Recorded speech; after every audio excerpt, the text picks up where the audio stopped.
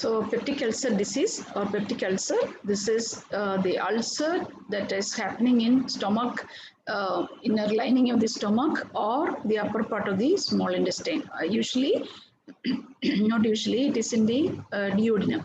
So stomach as well as duodenum. So these two causes what is called peptic ulcer disease. And the common reasons are some drugs like NSAIDs as well as a gram-negative bacilli called H. pylori. So this classification, I think it would have been shown already the last class, the drugs for peptic ulcer. So the important drugs groups are gastric acid secretion inhibitors like H2 and antihistamines. We will just have a look on the drugs: cimetidine, ranitidine, famotidine, roxetidine. Then proton pump inhibitors like omeprazole, S-omeprazole, pantoprazole, lansoprazole, rabeprazole, dextromethorphan. Then anticholinergic like pyranozapine, propandolene, oxyphenonium, prostaglandin analog, misoprostol. Then gastric acid neutralizers, that is antacids, systemic as well as non-systemic. Systemic, it is sodium bicarbonate and sodium citrate. Non-systemic, magnesium hydroxide, magnesium trisilicate, aluminium hydroxide, megalderate, calcium carbonate. Then ulcer protectives like sucralfate, then colloidal bismuth subcitrate or CBS. Then some anti-H. pylori drugs, amoxicillin, clarithromycin, metronidazole, tinidazole, tetracycline, and this CBS also. It's a combination of different drugs.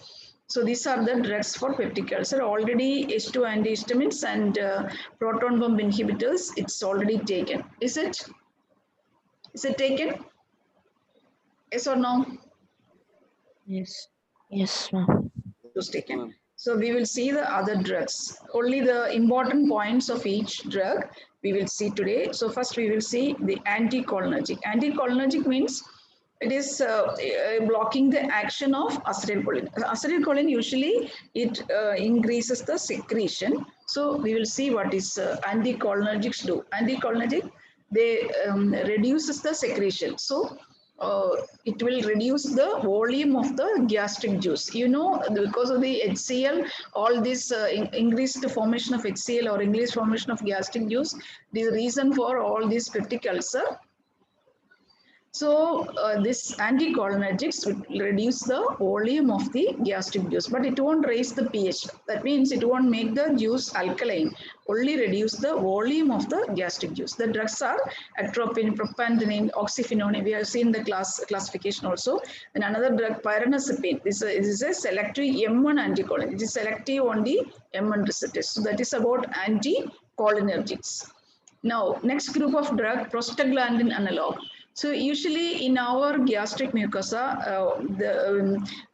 in order to protect the gastric mucosa, there is a natural production of PGE2 and PGI2, prostaglandin E2 and I2. So it gives a protective covering for, gives protection for our gastric mucosa in the natural course. That is by inhibiting the acid secretion, promoting mucus. So this will give a protection, and also the bicarbonate secretion. So these are the, naturally it is happening, and now so it is having a cytoprotective action for PGE2 and PGI2. So we are giving in addition a drug which is a PGE2 analog, PGE1 analog. It is misoprostol. But it won't relieve the pain in the case of ulcers, but it will give a cytoprotective action. So that is about prostaglandin. And last class when we were discussing the drugs on uterus, we have seen that this prostaglandins can cause diarrhea, abdominal cramps, uterine bleeding, abortion, etc. So this is some major problem if you are using, but in the therapeutic doses, it won't cause such problems. And this misoprostol is mainly used in the case of NSAID-induced gastrointestinal injury. NSAID means some anti-inflammatory drugs. You would have heard of Brufen, diclofenac, etc. These are all NSAIDs, non-steroid anti-inflammatory drugs. So when we are taking a lot of drugs, it can cause ulceration. So the misoprostol is one drug used for the prevention and treatment of such drug-induced peptic ulcer. But the drug of choice for NSAID-induced ulcer is PPA, that is proton pump inhibitors. Yesterday you would have seen already PPA, proton pump inhibitors. So that was the prostaglandin analogs, misoprostol. Then third group of drug, it is antacid. All of us are familiar with the antacids. So this antacid means acid. So it is acting or neutralizing the acid. So it neutralizes the gastric acid, but it will and raise the so this is an acid in the stuff. So the pH will be acidic. So this antacids, when we are taking the antacid, it will neutralize the acid. So acidic environment become alkaline. So this will be more of alkaline. The acidic pH, it is made, it raises. That is, pH will be raised. Raising means up to 7 or above 7. So usually it will be 4 like that. So it will be increased to 7. So that is making it more of alkaline. So that is what antacid do, but it won't decrease the acid production. It only neutralizes. So whatever the acid is there, it will be neutralized. That is the only action of antacid. The antacids can be systemic as well as systemic and non-systemic. Systemic means it will be absorbed systemically. So that is systemic. There is an absorption. So it will be water soluble also. The drug is sodium bicarbonate and sodium citrate. Sodium citrate and sodium bicarbonate. And but so this antacid again, I told you it will raise the pH above 7. Up to 7 or above 7, it will be raising. So it will make the this thing alkaline. So because it is absorbed systemically, then there are chances of development of alkalosis also, because it is sodium bicarbonate. So bicarbonate, it is more of bicarbonate, it is absorbed. And one more thing, this sodium bicarbonate, in from that, so it is carbonate. So there are the chances of development of carbon dioxide, and this if there is carbon dioxide, it is a gas, isn't it? So it will cause distension of the this stomach, and there will be already there is an ulcer. So if the stomach is distended, then the ulcer may be perforated and there may be bleeding also. And in addition, sodium bicarbonate, the sodium compound, the sodium. So it increases the sodium load in our body, and that may lead to edema and congestive cardiac failure. So chances, if you are taking daily sodium bicarbonate systemic antacid, the chance. But in once or twice, if you are taking, that is not an issue at all. So these are the problem with the sodium bicarbonate. So there is alkalinization, there will be perforation of the ulcers, and also because of the sodium, there will be congestive cardiac failure. And it is mainly this sodium bicarbonate, it is used to alkalinize urine and to treat acidosis. So if there is, so I told you it may induce alkalosis. So in case of acidosis, for treating the condition of acidosis, we can use sodium bicarbonate. So this was systemic antacid. Now we will see non-systemic antacids. Non-systemic means it is not absorbed. It is insoluble and it is not absorbed. But what does it do? So in the stomach, there is hydrochloric acid. So the chloride, this one is there. So this antacid, for example, just this is symbolic, just a representation. A means non-systemic antacid. It reacts to the hydrochloric acid and it will form the chloride salt, ACl. And this ACl again in the intestine, when it comes to intestinal it will react with the intestinal bicarbonate. So the bicarbonate is also not absorbed. So there will be, in the case of systemic antacid, there is a chance of alkalosis. But since here it will be again reacting with the HCO3 or in the intestine, so there are no chance of any bicarbonate reabsorption, and there is no chance of alkalosis also. So that is non-systemic antacid. I think you are following it. Then the drugs, we will see the drugs. That is non-systemic antacid which are not absorbed. So examples are magnesium hydroxide. It is also called milk of magnesia. Yes, it reacts with the hydrochloric acid. Then another one is magnesium trisilicate, magnesium hydroxide, magnesium trisilicate. And all these magnesium compounds, because this magnesium is actually osmotically active, so it is having a laxative action. So if we use this magnesium containing antacids, the chances of loose motion or diarrhea will be there. So because of the osmotically active magnesium chloride in the stomach, there is magnesium will react with the chloride and forms magnesium chloride. So it is having laxative action. So that is magnesium Now, another compound is aluminum hydroxide gel. This aluminum hydroxide, it is the other way. It will relax the smooth muscle and it can cause constipation. So, magnesium compounds causes laxative action, whereas aluminum hydroxide, it causes constipation. So, opposite action. Aluminum hydroxide, because of the smooth muscle relaxation, it can cause constipation. So then another compound is megaldrate. It is the hydrated complex of hydroxy magnesium aluminate. At least you remember the name megaldrate. Then next non-systemic antacid, it is calcium carbonate. It's a potent acid neutralizing agent, but there are some demerits or drawbacks of this calcium carbonate. This calcium, so when yesterday, the last class for the peptic ulcer, you would have seen the HCl production or the H plus or the formation of this ulcer formation. Everything it is based on calcium. Calcium induces the production of this because it is needed for the proton pump. So it is very important. So this, when we are taking this calcium carbonate, this calcium ion, it will diffuse into the gastric mucosa and it increases because calcium is responsible for the production of HCl also, because it is acting through the proton pump.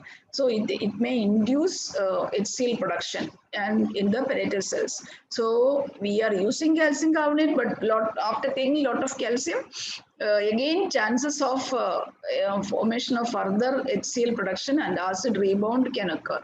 So that is one drawback. Then another one is milk alkali syndrome. Long back, people were giving a lot of milk. So when peptic ulcer, if they're diagnosed, then they say you take calcium carbonate and milk. So that was the treatment long back. So it ended up in milk alkali syndrome because this calcium, it will be absorbed and there is formation of hypercalcemia and there will be calcium deposits, calcium stones, renal stones, etc. occur and hypophosphatemia, etc. All this ended up in alkalosis. So milk plus calcium carbonate, if you are taking, it may lead to milk alkali syndrome. So when we are taking calcium carbonate, it's not needed that you should take a lot of milk along with calcium carbonate because it may lead to milk alkali syndrome. That is, there is a formation of alkalosis. So this is one drawback of calcium carbonate. So this is again another non-systemic antacid.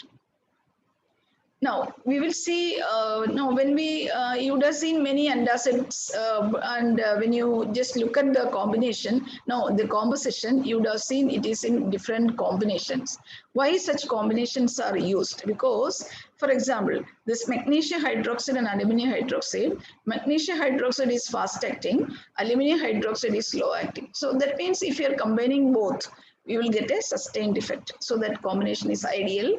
Then another thing we have seen, magnesium salts, it is laxative, aluminum salt constipating. So again, if you are combining magnesium and aluminum salt, it will cancel each other's action, side effect. So that is important. Then if you are combining two salts, then the dose can be reduced. Each compound can be reduced. Then systemic toxicity. If instead of taking lot of magnesium salts or lot of aluminum salts, if you are taking magnesium and aluminum salts in reduced dose, a combination, the systemic toxicity also can be minimized. So these are the, you might have seen this digene. Have you seen digene and gelusil? Alphia. Alphia. Yes, Have you seen digene? You know what is digene? You would have seen or not? No. no, ma'am. Anyone in the class? Have you seen digene or gelusil?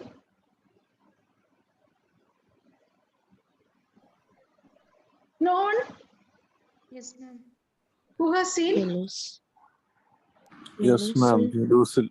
Gelusil, yes. So gelusil, it is an antacid. So okay, digene is another antacid. So digene, it consists of aluminum hydroxide, magnesium aluminum silicate, magnesium hydroxide, methyl polysiloxane. So this combination. So there is a combination. that is digene. Whereas gelusil means it is a combination of dried aluminum hydroxide gel and magnesium trisilicate. So aluminum and magnesium together. So this is gelusil. So this is the brand name of this antacid. Now, yes, this antacids when we are taking, because it raises the gastric pH and forms certain complex. If you are taking some other drugs, example some antibiotics, if you are taking or iron salts, many drugs are there. This will make the absorption of these drugs will be affected, because these antacids may increase the gastric pH and they form some complexes with the drugs, and it will reduce the absorption of many drugs. So when we are taking iron salts, along with iron salts, some examples only, many drugs are there, so the absorption will be reduced. So suppose you are taking an iron salt, along with iron salt, you should not take an antacid, because its absorption will be delayed. You will not get the 100% benefit of the iron salt. So that is the drug interaction. Now, so where are these, what are the uses of this antacids? You know, it is used in case of antacid. Antacid means you can use it in case of acidity or dyspepsia. And we can, and these antacid drugs, they are OTC drugs. OTC drugs means over-the-counter preparation. Over-the-counter means if you, without prescription, we will get from medical shops. So that is, they are self-prescribed by the patients. Whenever they develop some heartburn, heartburn means it is not the burning of the heart, but there is a some burning sensation in your chest. This is because of the gastritis or dyspepsia or acidity. So that is called heartburn. It is nothing connected with the heart. So that is heartburn. Such cases we can use this antacid.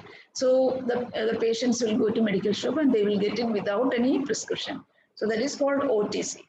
Then also gastroesophageal reflux disease. So usually you can see this esophagus, stomach, the gastric contents are here, and this sphincter, it is usually closed.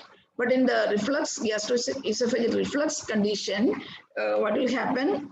This will be opened and allow the gastric contents to, it will come to the esophagus. That is why we are developing this regurgitation, etc. So the gastric content through the sphincter, it is coming to the esophagus. So this is called gastroesophageal reflux disease. GERD it is called. So such cases also we can use this antacid. Then so whenever there is heartburn or this GERD, if we take antacids, we will get a quick symptom relief. So that is only for symptom relief, but now, the PPA and H2 blockers, they are the main drugs that are used for the treatment of peptic ulcer.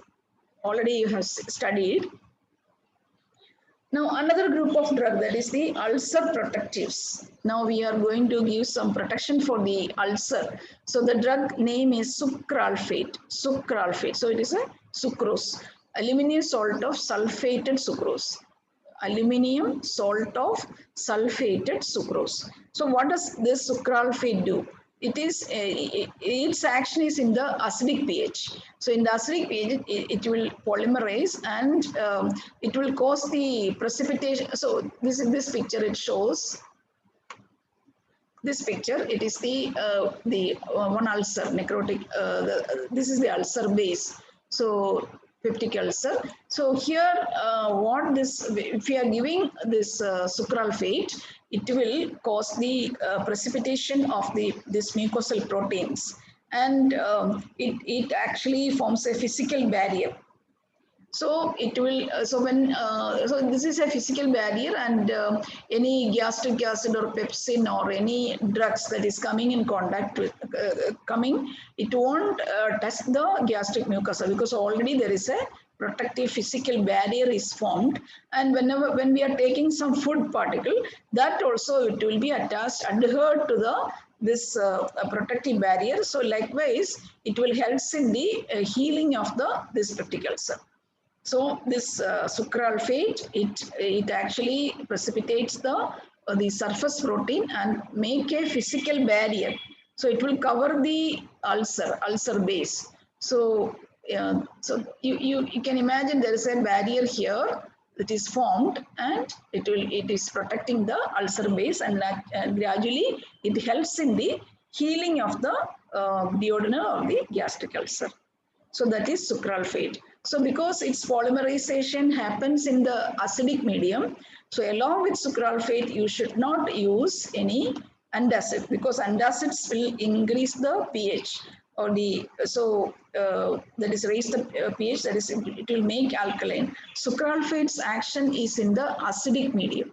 So that is an important factor. So that is about sucralfate. And yes, antacid should not be taken with sucralfate because its polymerization is dependent on acidic pH.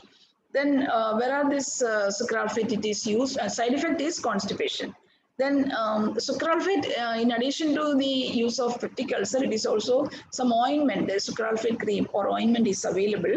It is used in case of other ulcers also. There is diabetic ulcers, radiation ulcers, or bed sores. That is, people who are bedridden for a long time, they can develop bed sores in the back or wherever the dependent portion, they may develop bed sores. Such cases, this sucralfate cream can be used because it causes a protective covering. So it helps in the healing of the ulcer. So in peptic ulcer, this can be used, and also other uses for this sucralfate. Now, next compound is colloidal bismuth subcitrate. It is CBS, colloidal bismuth subcitrate. Its action, it will increase the mucosal prostaglandin, mucus, and bicarbonate. So everything it is protective, isn't it? Mucosal prostaglandin, we have already seen it actually makes a cytoprotective action. Mucus production also it causes, and bicarbonate production. So everything it causes, and also precipitate the mucus glycoprotein and coat the ulcer base. So everything, it is a protective mechanism by colloidal bismuth subcitrate. And the culprit H. pylori, it is also, if it is attached to the ulcer, it will be detached and it will be inhibited by this colloidal bismuth. It's a wonderful drug, isn't it? So it will detach the H. pylori and inhibit the H. pylori directly. So it is having a protective action as well as it will detach and inhibit the H. pylori. So but the side effects are, when we take this colloidal bismuth sulfate, we will get blackening of tongue, dentures, and stools. Everything it will be everything will become black. So that is the only disadvantage of colloidal. But it is not. It is after some time it will go off. It is not a permanent blackening of tongue, but within 1 or 2 days it will become okay. So that is the colloidal bismuth subcitrate. Now, yes, so we are our H. pylori. So now recently, not very recently, it has been found out that one of the important bacteria responsible for the development of peptic ulcer, it is H. pylori. This H. pylori is really a commensal in our stomach. That commensal means it is needed for our body. But now this commensal organism has become a pathogen, and it is actually damaging our gastric mucosa. So that is H. pylori. It is a gram-negative bacilli. And in the gastric environment, it is acidic. But this bacteria, it can survive in the hostile environment of the stomach, that is acidic environment. How it is making it is able to survive their survival, how it is making it easy, we can see that because this bacteria, this bacilli, it will attach to the surface epithelium beneath the mucus, this mucous membrane beneath the mucus, it will attach, and it is having a urease activity, and this bacteria will cause the production of ammonia by the action of urease, and a lot of ammonia will be produced, and this ammonia means it is alkaline, isn't it? So it will make a neutral microenvironment around the bacteria. So it has made itself alkaline. So if it is alkaline, means there will be back diffusion of H plus from the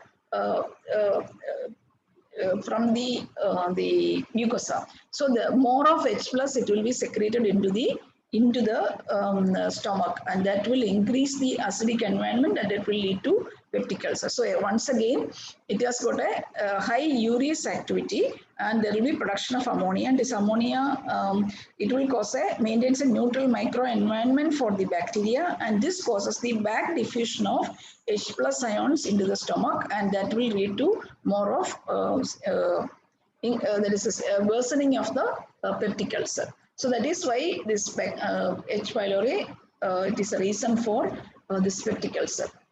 So yes, it is the causation of many chronic gastritis, dyspepsia, peptic ulcer, gastric lymphoma, gastric carcinoma, even carcinoma also gastric carcinoma. One reason, because peptic ulcer, if it is a non-healing ulcer, it can lead on to the gastric carcinoma also. So very dangerous bacilli. So it has to be, if it is diagnosed and the peptic ulcer, because we will be, how will we diagnose? We will take this gastric aspirate and we will test for this H. pylori, and the urease activity we will test and we will find out whether it is there or not.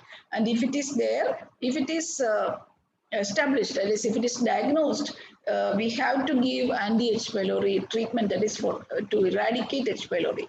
And this duodenal gastric ulcer patients, 90% of the patients, it is tested positive for H. pylori. So it has been confirmed that this H. pylori is one of the important causative agent for this peptic ulcer. Then this for the anti-H. pylori treatment, we have to give different drugs, like antibiotics we have to give, proton pump inhibitors we have to give, combination drugs are there. This proton pump inhibitors, so it will reduce the secretion of peptic ulcer and it will reduce the acidic environment. Some of the antibiotics that is used in the case of anti-H. pylori treatment, it needs the alkaline environment, that is, it should be, the pH should be more than 5. So that is why we are using PPA in case of anti-H. pylori drug regimen. So in case of anti-H. pylori drug regimens, we have to give PPA. PPA, this is to enhance the effectiveness of certain antibiotics. PPA will increase the pH more than 5. So we will see the regimens, then we will understand. So there are triple drug therapy. There is three drugs like lansoprazole, amoxicillin, clarithromycin. You can see there is an antibiotic, amoxicillin and clarithromycin. This amoxicillin and clarithromycin, its action, it's mainly in the alkaline medium. So that is why we are using lansoprazole. Lansoprazole PPA. So it is a proton pump inhibitor. It will so proton pump inhibitor, that means it will reduce the secretion of this HCl secretion, it will be reduced and it will increase the pH. So this increased pH is needed for the action of amoxicillin and clarithromycin. That is why we are including a PPA in the regimen. There are different types of regimen, 1 week regimen and 2 week regimen. That is, these three drugs, it can be taken either for 2 weeks or for 1 week, because and if you are taking 1 week, only 85% cure eradication. If you are taking 2 week regimen, it will be 56%. So one of the combination, they pre-pack, that is lansoprazole, amoxicillin, clarithromycin. So this is the WHO, US FDA, Food and Drug Administration approved regimen. This lansoprazole, you have to remember this. Lansoprazole 30 milligram, amoxicillin 1000 milligram, clarithromycin 500 milligram. So once again, lansoprazole 30 milligram, 30, amoxicillin 1000 milligram and clarithromycin 500 milligram. See, usually for our infections, we will be taking only amoxicillin 500 milligram, but you just see what is the dose. It is 1000 double dose, and also it should be given twice daily. So you can expect there will be a lot of adverse effects, and it may not be it may not be tolerable for the patient also, but we can eradicate the H. pylori. But people who are suffering from peptic ulcer, they should take this only, but it is only for 2 weeks. Even 1 week triple therapy is there, but eradication is only for 85%. Okay. Then another one, quadruple therapy. So quadruple means 4 drugs. There is the colloidal bismuth subcitrate, tetracycline, metronidazole, omeprazole. It is for the eradication. The other failure cases, we can, if this H. pylori, if it is not eradicated with the triple therapy, we can go for quadruple therapy.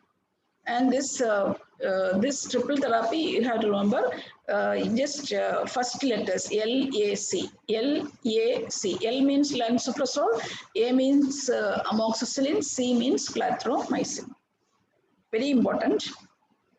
Then, but all these drugs are complex and expensive, and the side effects are frequent, and compliance is poor. So means it is expensive. Naturally, it is expensive, especially this clarithromycin. It is very expensive. Then side effects are frequent. See, amoxicillin, it may cause diarrhea, nausea, etc. And also, so because of that, compliance is poor. Compliance means patient's acceptability. They won't take they may take for 1 day or 2 days, but the treatment is either for 1 week or 2 weeks. So they may not stick to the regimen. So because of that, the complete eradication will not be possible. So if you are giving anti-H. pylori drug treatment to a patient, we have to follow whether they are taking, and we have to see whether they are having any side effects, and we have to just counsel them. Then only the complete eradication is possible. Otherwise, it's not possible. The other names are HP kit, Helobact, OM setting. So this is one HP kit. This is another combination of amoxicillin, tinidazole, and omeprazole. So these are the